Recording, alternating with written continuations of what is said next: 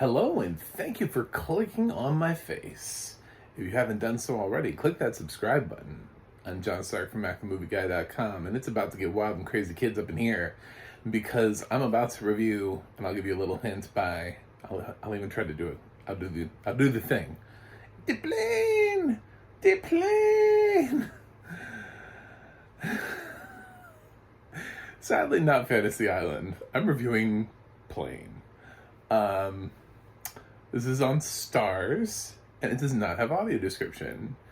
I mentioned earlier in another video that I'm going to start reviewing things on other streaming services. I have Starz separately, not through my cable package, so I can tell truly if they offer audio description or not.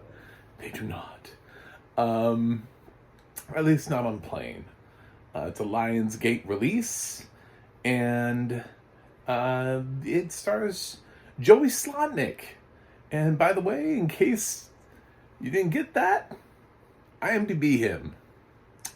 Dude's got a resume. When I saw his name on IMDb, I was like, oh my God. Joey Slotnick is in this movie. Joey Slotnick is one of the passengers on the plane. I feel like I haven't seen him since the 90s.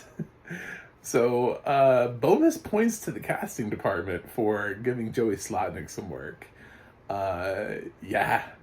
No, this is a Gerard Butler film. You know how, like, in the 90s we used to have, like, Jean-Claude Van Damme and Steven Seagal kind of just released a whole bunch of, like, random films that you weren't really sure who was watching them, but they seemed to make money because they kept making more of them, and then gradually those people went to straight to video. Well, that's kind of what Gerard Butler's career has been, except his films don't go straight to video. His films get theatrical releases, and some of them even have fans, like Plane, which co-stars Mike Colter and Tony Goldwyn. Yeah, that's the president from Scandal and Luke Cage.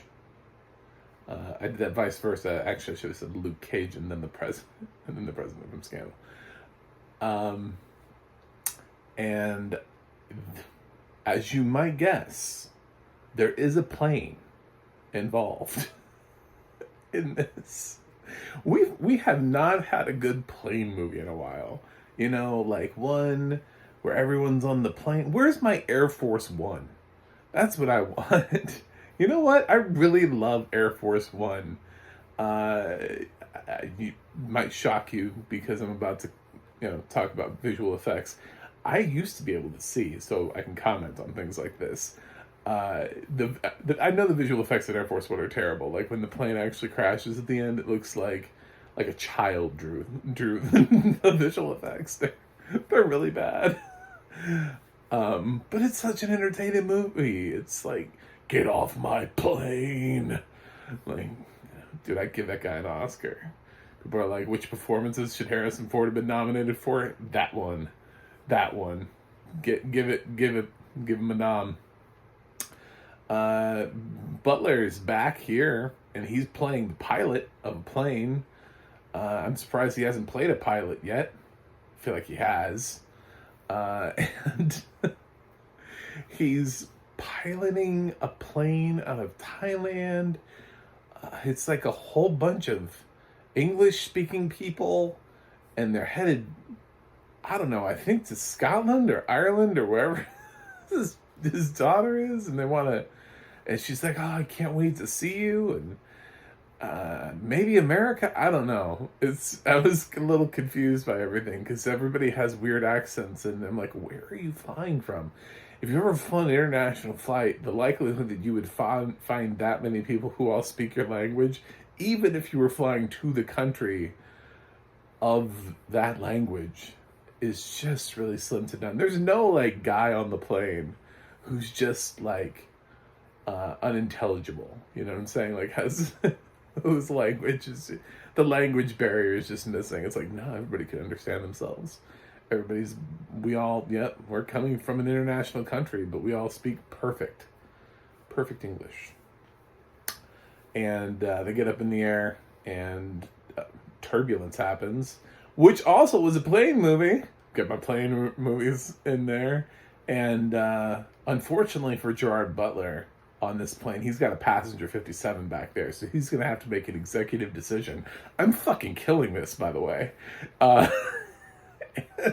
he's going to have to decide what to do with the plane. And he's going to have to crash it on an island. What kind of island? I don't know. Nobody really knows. It's just an unknown. I think they made the island up, to be totally honest. I think this is just some... It seems to be like maybe Philippines, but then like has Tony Goldwyn's talking about it later on because he plays the guy that's trying to like retrieve. He's sending in like SEAL Team 6, but not like officially the government, but he's sending in like, you know, private contractors. I love that that's what we call them, to go rescue the people on the plane who are on this island where apparently there's like warlords and they're dangerous and it's terrible. It sounds a little bit like Kandahar to me. In case you didn't get the reference, Gerard Butler was also in a film this year called Kandahar. So that was that reference. Unfortunately, it's not nearly as nice as Greenland.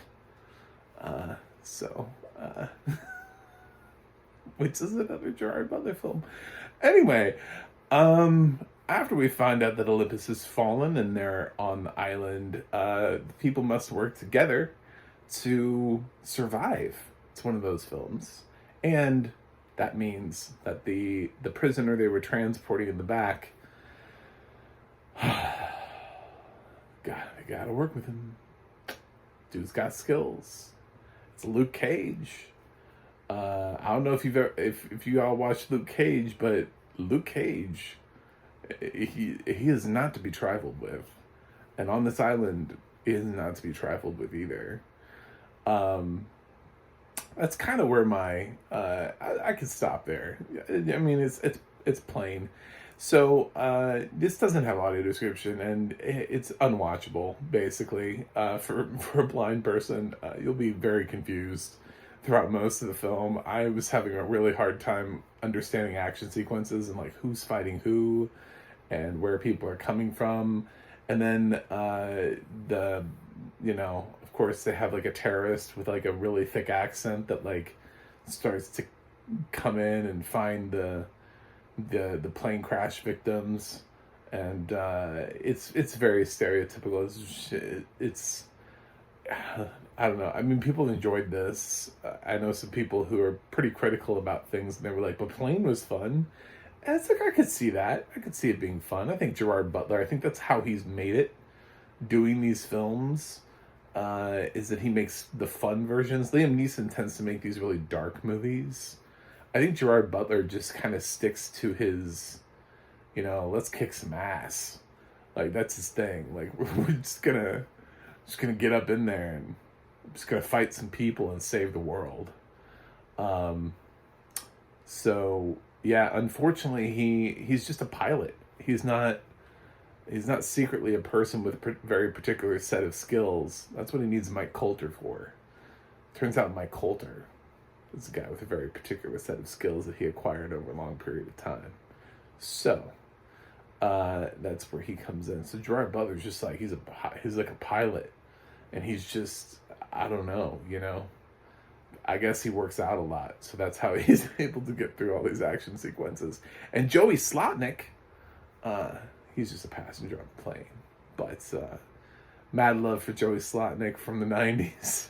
I can't believe what a deep cut, bringing Joey Slotnick back. Man, I literally cannot remember the last time I saw his name in the credits for a film.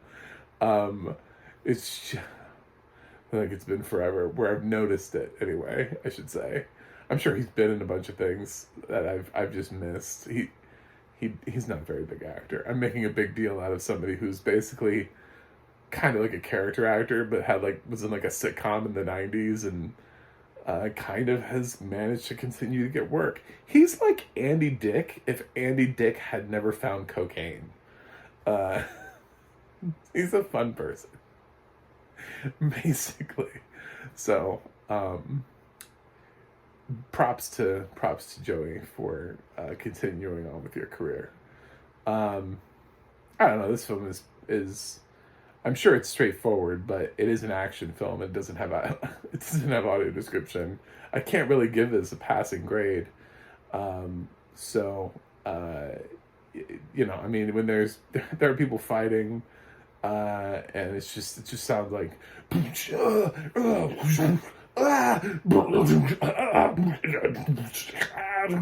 like, I don't know what's going on. I have no idea.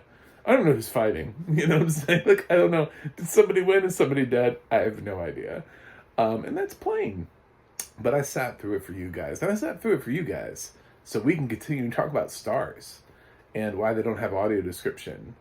It's time to get on board, Starz. Showtime's got it. HBO's got it. What's up with you? What you doing? What you doing in this landscape? Where your audio description at, man? Come on, bring it on home. Come on, if you wanna stand among the titans of pay cable services, then you're gonna have to start adding audio description to things. It's a new era. It's the dawn of the new era. All right, that's it. I'm going to give Plane the grade of unwatchable. If I had to guess where I would land on this, with audio description, maybe like a C+. I don't think this is anything super exciting, but yeah, it feels kind of typical, run of the mill. Feels like maybe like Seagal's Fire Down Below, Jean-Claude Van Damme's Knockoff, kind of this like late 90s, early 2000s. Like, what are these guys doing with their careers? Oh, they're still making movies. Still getting them out there. Cool. Wesley Snipes, The Art of War, like those kind of movies.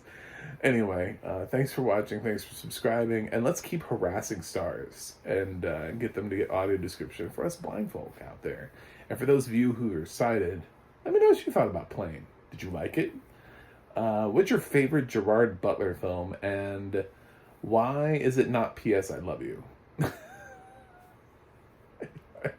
Anyway, I had fun with this review. I hope you did too. Click the subscribe button. I have a website, mindthemovieguy.com. You can go to Twitter. You can go to Threads. And you can go to Instagram. You can follow me at all of them, Mac the Movie Guy. You can go to the audio description project, adp.acb.org. It'll let you know what has audio description and where you can watch it in case you want to watch something with audio description. It's even possible that one of the VOD services like iTunes, if you want to pay for Plane, has audio description on it. And unfortunately, I don't get screeners, so I screen movies the way that I have them. And I shouldn't have to pay extra money for something that I'm already paying up for on a streaming service. So if Hollywood wants me, they can give me the films for free. They can give me screeners with audio description if they want me to give an honest opinion of the film. And you can also go to the ADNA.org where you can look up narrators and other people who work in audio description that work on the films and TV shows that you like. That's what you can do. Anyway, it's been fun. Hope you enjoyed this review. I will watch something else for you guys and see you on the other side.